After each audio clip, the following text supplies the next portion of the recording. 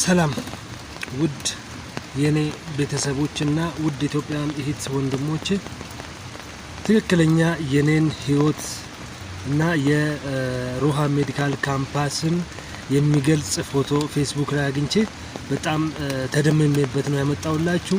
ተመልከቱ። እንደዚህ ነው ያለነው። እኔና ይሄ ድርጅት እንደዚህ ነው ያለነው። ዝናብ እየዘነበ ነው። ጃንጥላ ይዤ ነው። በጣም ተገርሜ ነው ያመጣዋት። ክቡር ጠቅላይ ሚኒስትር አብይ አህመድ አሊ መልስ እንፈልጋለን። ኦሮሞን